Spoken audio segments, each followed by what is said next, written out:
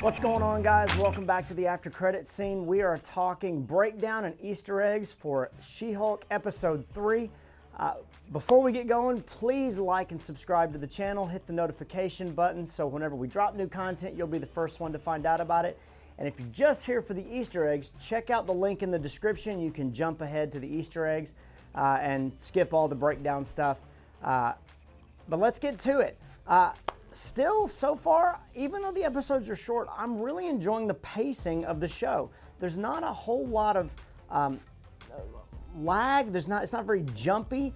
I'm comparing it to WandaVision because WandaVision was very short episodes, and I remember as those episodes would end, I remember thinking, "Oh, that was it.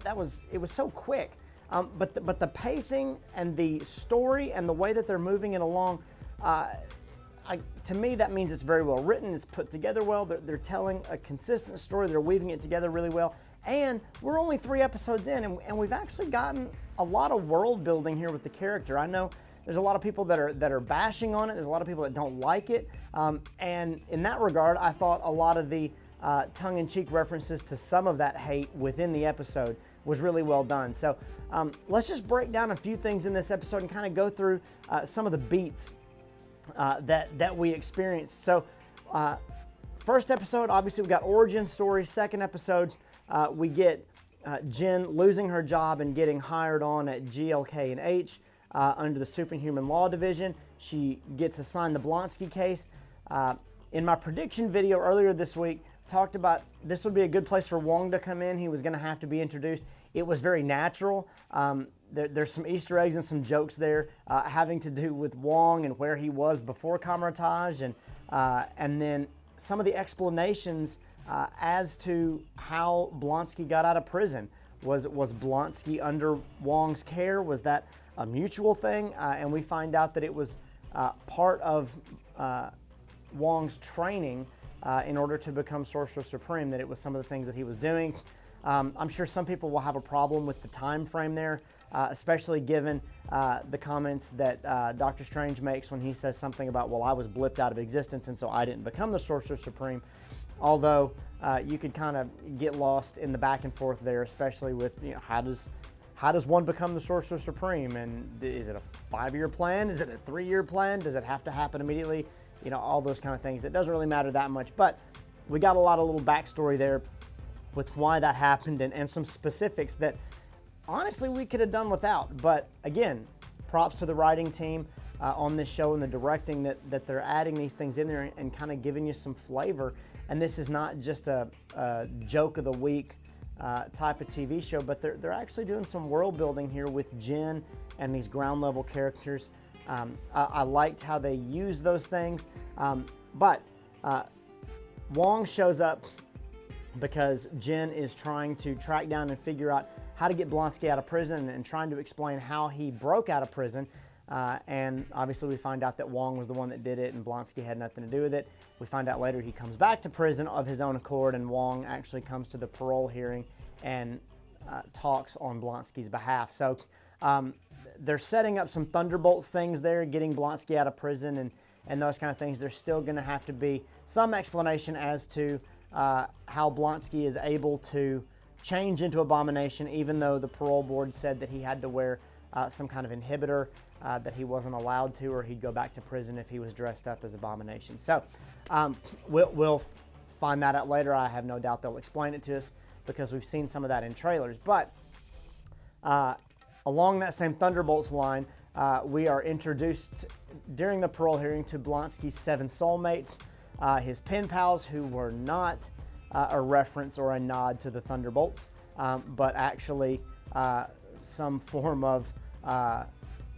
mental health, I don't want to say mental health cult, but some following that Blonsky has, and these women that were there for him. The joke was really funny. I laughed at it, and then I suddenly realized, oh wait, that's not a Thunderbolts reference, and so I was a little taken back, but it was still great.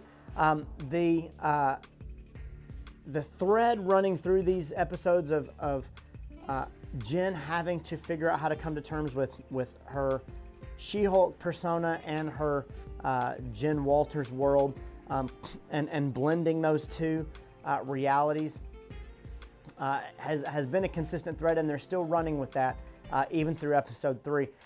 As to where we go from here on out, this episode was really a lot about Blonsky, a lot about getting him out of prison. The extra story, the court case of the week, if you will, revolved around Jen's former co-worker Dennis and his relationship with what he thought was Megan Thee Stallion, but actually was an Asgardian shapeshifter. Was really funny, and a connection there to some Thor references, and just a lot of fun to play with. And it's going to be interesting to see the different characters that pop up in the different, I won't say cameos, but the different Marvel characters that they, obscure people that they pull out and use throughout the show. I did like that it wasn't just on Jen, that she had a whole group of people working with her. So it wasn't like Jen had to be the one popping back and forth into all these different cases. She was dealing with one thing, and these other characters were dealing with other things, and so they were able to kind of piece it together. And you had different scenes. Again, props to the directing and the cuts back and forth. The two bigger scenes that I really wanted to talk about, because I found them the most interesting, and it kind of pointed to what's coming next. There were a lot of references to the really to our world in the form of the pokes online, the YouTube references, the LinkedIn shots, the news channel shows, the different things online on social media, really talking about how She-Hulk's a woman, and why do we have to get rid of the male superheroes, and just all these tongue-in-cheek things where the directors and the writers of the show are really poking at the backlash that they already knew was going to be coming. And I know there are people out there that are going to try to take another tact with it and say, well, it's not just that nobody has a problem with the fact that she's a woman, it's the fact that they're writing such bad shows and horrible shows for women. And I would disagree. A lot of times whenever people make those complaints, they cite the female team up in Endgame, or they cite Black Widow as underperforming. Black Widow made a ton of money. They seem to want to talk about Black Widow, but they don't want to talk about Yelena, which is a fantastic character and in the exact same movie. Rachel Weisz's character, which was a fantastic character in that movie. But they want to talk about them swapping the gender of Taskmaster and stuff like that. But there's a whole lot of room to play. The comic books go through reiterations all the time, so why should the TV show not be any different? And I love that the writers and the directors take a moment and use the airtime that they have to really poke fun at that stuff. And you have to remember, there have been people online frustrated about this for a couple of weeks since the show came out, but this was filmed and recorded months and months ago, even years ago, and they are already anticipating, we know there's people out there that are going to hate this. We know there's people out there that are going to be frustrated by it. I think more than anything, it says that the MCU and the writers and the directors have their pulse on the public, and they know what's going to work, and they know what the haters are going to say, and they're basically saying, we're going to do this anyway. So if you're out there complaining, this is the only time I'm going to talk directly to you. If you're out there complaining and you're out there saying, I don't like this and I hate this, fine, don't watch it. Marvel's perfectly fine without you. They know you don't like it. So if you want to watch something else, watch something else. But I just thought it was really funny. I love that they put those things in there, and there was so much of it. We'll talk about it a little bit more here in a second during the Easter eggs portion of the video, because there were a lot of things in those social media shots that were Easter egg worthy. The last thing I want to talk about, and this will transition into our Easter egg section here, was Jen getting attacked by the 4 goons at the end of the episode. Who these guys are working for, how they got their powers. Jen makes a reference to, did you rob an Asgardian construction worker? And they kind of joke, yeah. But they clearly have powered weapons. They're not superheroes, but they have powered weapons in the form of a helmet, a wrecking ball, a crowbar, some gauntlets, those kind of things. And so the attack on them at the end, Jen finishes fighting them, they disappear. You discover that they were trying to get her blood, and you hear one of them say the boss is not going to be upset, is going to be upset. I'm guessing it's Titania, that she is working from the shadows at the moment. She could be working for somebody else. That could be a reveal later on as well. But I think she's going to pop back up. There's some threads there that they could really pull at and move forward with. We'll just have to see. But they were trying to get her blood, and that did not work. That is a little bit of a callback to the Incredible Hulk, where Mr. Blue has been taking and sampling Bruce Banner's blood, and he's saying, look, we got to get rid of it. They even kind of reference it at the beginning of episode 1, where Bruce incinerates her blood after he gets done testing it. So that is a thread that they were running with it. It's probably something that's going to pop up later on, somebody trying to steal her powers, somebody trying to take her powers, and it will follow that same thread. You know, there's somebody out there that wants Jen's powers for whatever reason, and it's ironic that Jen doesn't want her powers. She wants to suppress them. She wants to hide. She doesn't want to be this person. But there's somebody out there that wants them, and so she's going to have to decide, do I become this person and use these powers for good because somebody out there wants to use them for evil? And so I've been given these powers. I have no choice but to be this person now and to figure out how to navigate this world. And so, and I think that blends really well. They're probably going to find some ways to connect that to being a woman in this culture. Do I try to hide from it in a man's world and be what they want me to be, or do I be who I want to be? And so those things are really great, and I like the way that they're piecing those things together. Again, going back to it, it speaks to the depth of the narrative and the ability of the writers to craft a good story. And I thought it was funny, and I thought it was really great, and I'm excited to see where they go now. We're not even halfway there. Next episode is going to be our halfway point, and then we'll still have 5, 6, 7, 8, 9. So not even our halfway point. But we're getting pretty close to that. There's a lot of story left to tell. My only hope is that they don't stray from this narrative, but that it blends into more story, and it's not just the first half of the season was talking about this, the second half of the season was totally different, and that they kind of feel night and day different. That's a real danger that they can run into as She-Hulk gets into some more crime fighting things, that they might push away from the courtroom aspect of it. But so far they've been blending these things really well, and I'm really excited to see where it goes. Easter eggs. We will start with our goon squad here. These guys are known as the Wrecking Crew. Their shirts even have big W's written on them. In the comics, they square off against She-Hulk quite a bit. They also square off against Daredevil. They have powered weapons, and one of them is actually named Thunderball, and he gets called out by name when they jump back in the van later. But these guys end up, they're goons for hire. They've gone up against the Avengers multiple times, and they're kind of more street-level characters. It's going to be interesting to see how they get used again, or if they just kind of popped up as somebody that got hired out. A lot of these Easter eggs came in the form of the social media posts and the shots that you got of people's computers. The first one right off the bat was, where's the QR code? Always looking for that QR code. It was on Pug's computer as he's talking to Dennis. He's looking at a video of Runa shape-shifting that's on YouTube. It's actually called Uscreen, but the QR code's right there in the bottom corner just below the video. Takes you to a Savage She-Hulk comic number 2 from the 1980s, and it actually involves, it has some scenes there with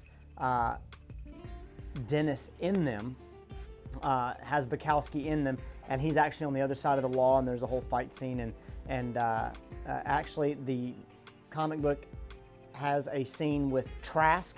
If you've watched the X-Men comics, you'll remember Trask, played by Peter Dinklage, who was in charge of the Sentinel program. So whether they're making some mutant references there and trying to poke at that or not, there's a lot of courtroom scenes with Dennis in that comic, so I'm betting that's what they're going for. On that same shot, there is a review for the Iron Man 3s, which again, I think it's funny that Marvel loves to go back and kind of poke at their own movies. And this is a subtle way, in the form of a tennis shoe, to harken back to the Iron Man 3 story. Probably would not be a bad idea to watch Iron Man 3 and see if there's going to be some connections there. Maybe there's some Mandarin connections, some Ten Rings connections. Who knows? They may throw that in there later on. something that we didn't know was going to be there. It may just be them being clever, but it would not surprise me if they've kind of thrown some Iron Man 3 references in there, and maybe something else pops up later on. So the TV news channel has a scroll at the bottom of it that says superpowered influencer Titania speaks out about her legal troubles, which means we're going to see probably Jen Walters going up against Titania in the courtroom.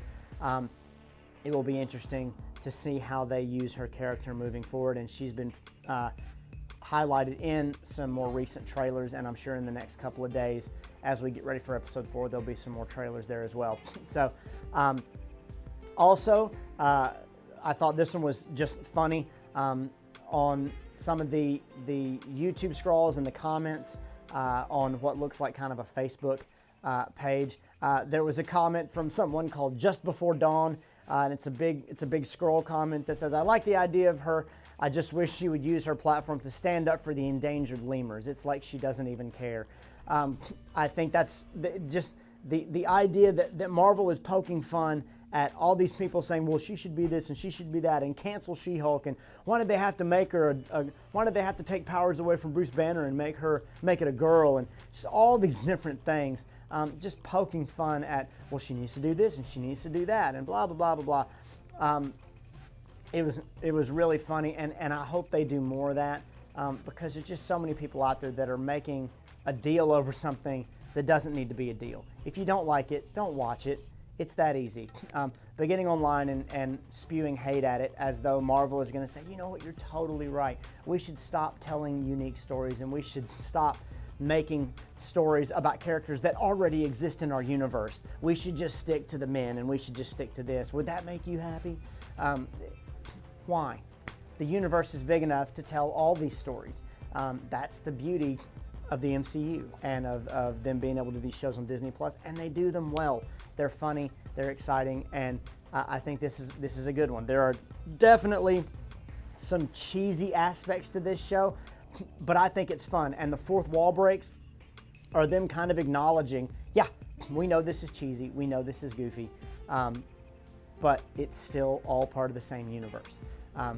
So make of it what you will. My favorite Easter egg, though, of the entire thing is when Jen and her paralegal are trying to figure out how to get in touch with Wong, and they find him on what looks to be a LinkedIn.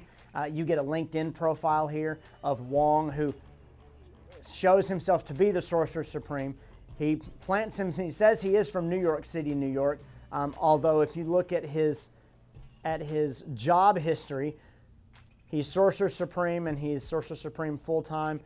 He was a librarian for 11 years, and before that, before he came to Camartage, he was a sales associate at Target for 9 years.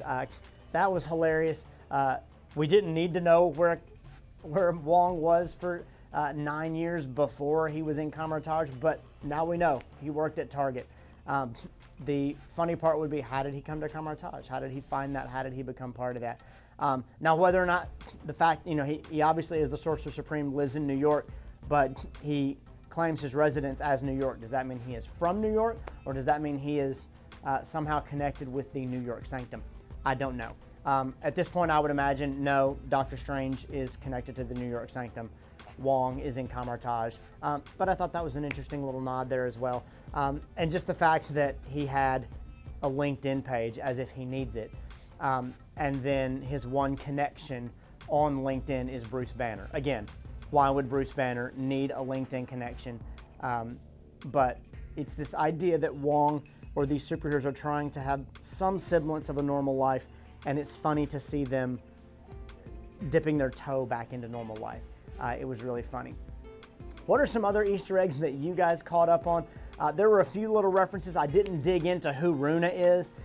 It would be very interesting to find out, to look back at some of the crowd scenes in Thor, Thor 2, Ragnarok, or even maybe go back to Love and Thunder and look in the crowd and see, do we spot Runa? Is there a shape-shifting elf somewhere in that crowd?